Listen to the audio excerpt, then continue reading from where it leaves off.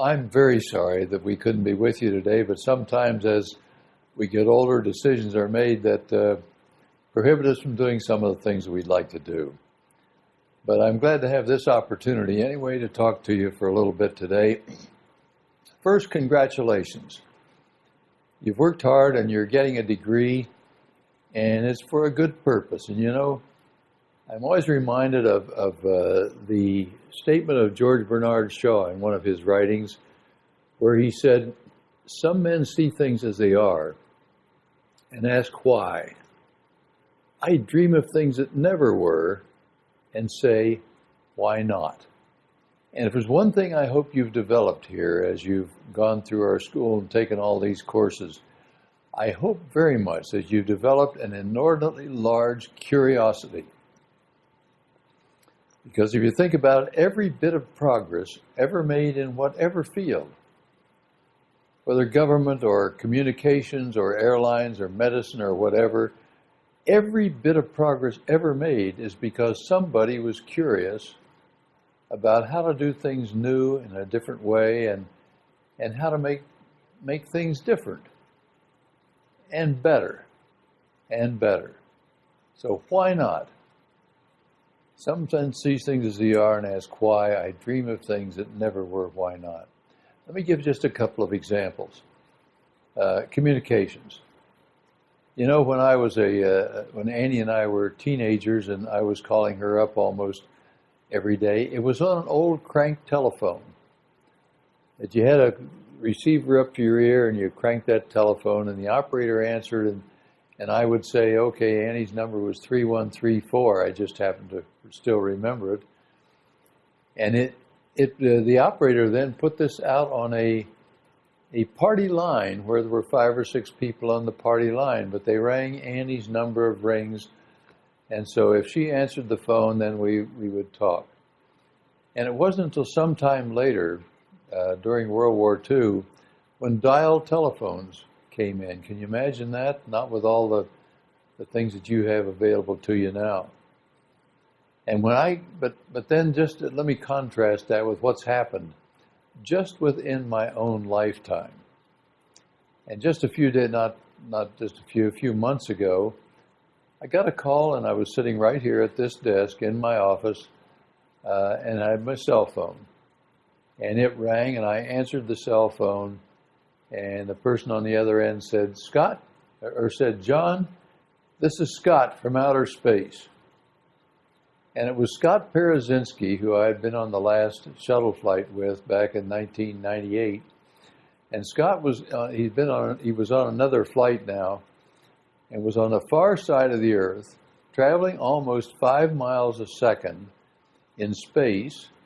And his telephone call to me had to be relayed to what's called a TDRS, a technical data relay satellite. And that then, his message then went down to a ground line and was put on the phone system and up here and out on the cell phone, and I'm answering and talking to him on his from the shuttle around on the far side of the Earth. And we talked for about 20 minutes. Now, who would ever have thought that would ever be possible to do something like that? I would not have. So contrast that of something just happened in my lifetime. All the things that went into that, all the things that made that possible had to be because several thousands of people along the route decided to ask, why not? Why can't I do something better? Why can't I do something different in this area of communication? And you put that all together, and we have a whole new realm of communications. And how about medicine? You know, curiosity in medicine is something that is just miraculous. We take antibiotics for granted now, but antibiotics and the whole industry was started back when Sir Alexander Fleming was curious about, you know what? Curious about mold. Plain old garbage type mold.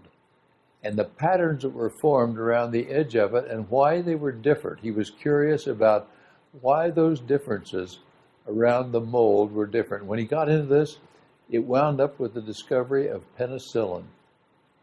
And think what a revolutionary thing that was and how it's changed medicine completely now that we have a whole field of other types of antibiotics to go along with it.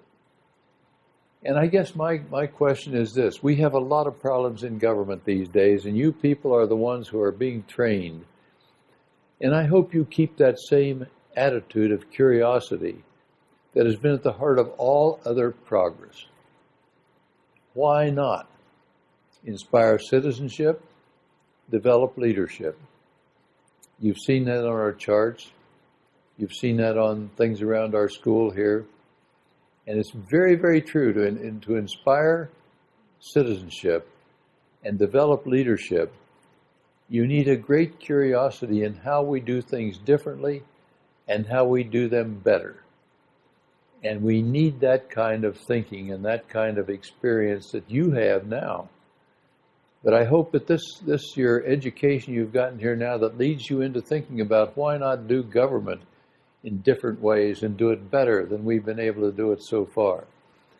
I think that is key to that's key to this country for the future, and it's so important.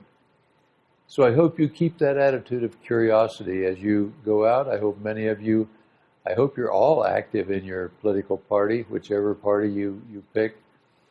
But I hope you also are thinking about how to do things better and how to do things in a different way. And you can add your mark that will benefit the future of this country. So once again, my sincere congratulations on your accomplishments to date. And we look forward to hearing about all the good things you're going to do in the future. Congratulations.